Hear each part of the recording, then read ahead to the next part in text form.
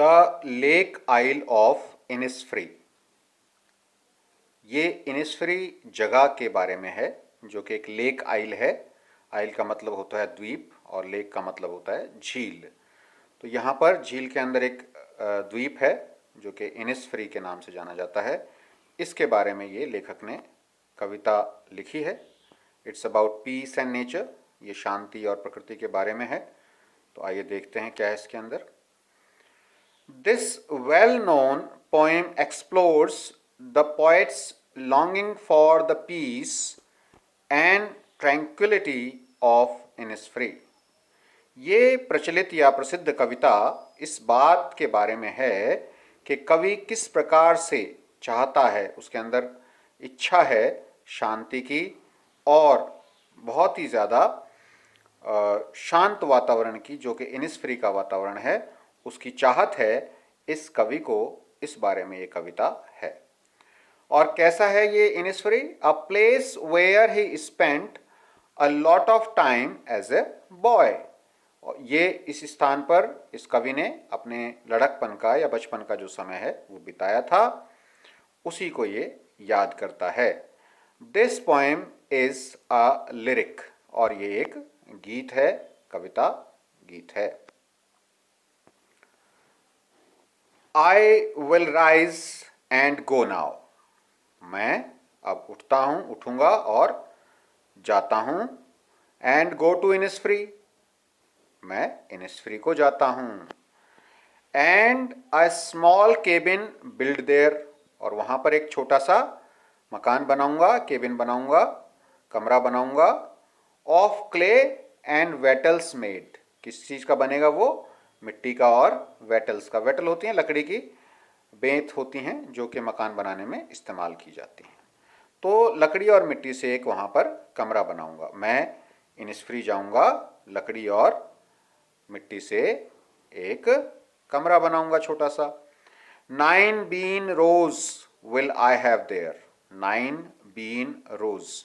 Been होती है same, रोज यहां पर है पंक्तियां और 9 का मतलब है 9। तो सेम की 9 पंक्तियां मैं वहां पर उगाऊंगा, यानी इसका मतलब हुआ मैं वहां पर खेती करूंगा, खेती करके रहूंगा। A high for the honey bee.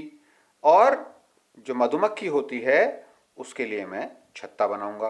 कुल मिलाकर यहाँ पर यह अर्थ हुआ कि दूर किसी ग्रामीण इलाके में जाकर के ये खेती करेंगे और पशुपालन करेंगे, मधुमक्खी पालन करेंगे।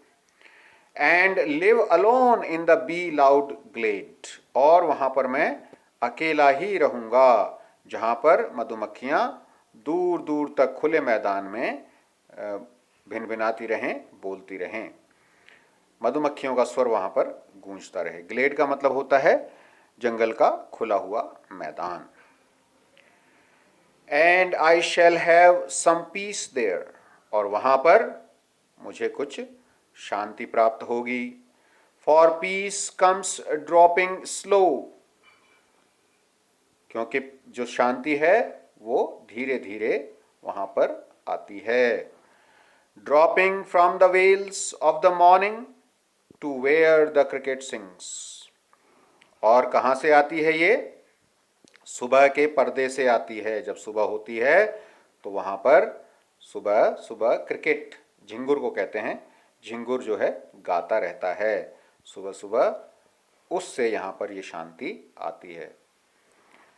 There midnight's all a glimmer. और आधी रात को वहां पर मंद मंद प्रकाश रहता है। And Noon a purple glow. और दोपहर को तेज धूप पड़ती है, जामुनी कलर का वहां पर तेज रहता है, प्रकाश रहता है। And evenings full of the linnet's wings. Linnet एक पक्षी है। इस पक्षी के पंखों से शाम भरी रहती है, यानी यहाँ पर बहुत सारे पक्षी भी उड़ते रहते हैं, ऐसा कवि कहता है। I will rise and go now. अब मैं खड़ा होता हूं और जाता हूं। For always night and day I hear the lake water lapping with low sounds by the shore.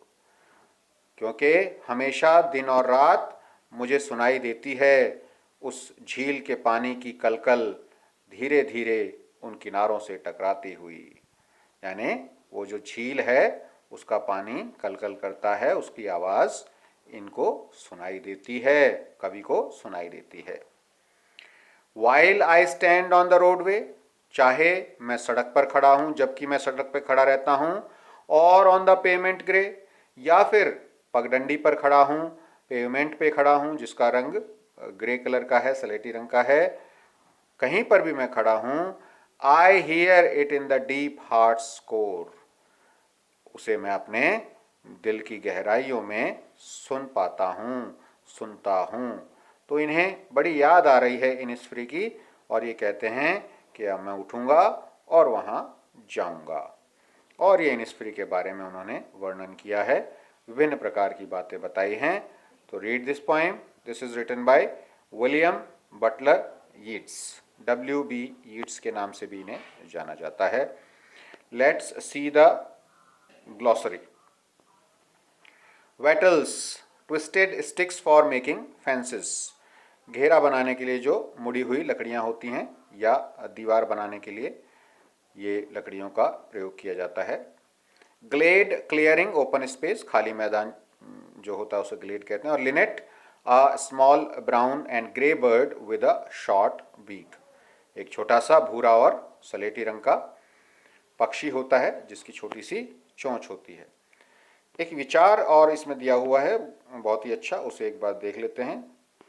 उस विचार को पढ़िए और समझने की कोशिश कीजिए। दिस इज गौतम बुद्धा's थॉट और the teaching.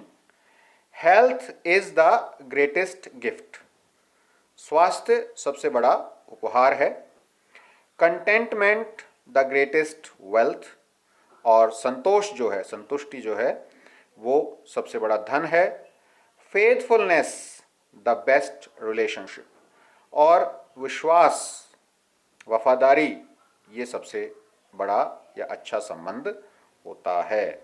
So read this poem again and do the question answers. Very interesting poem about piece and nature, written by William Butler Yeats.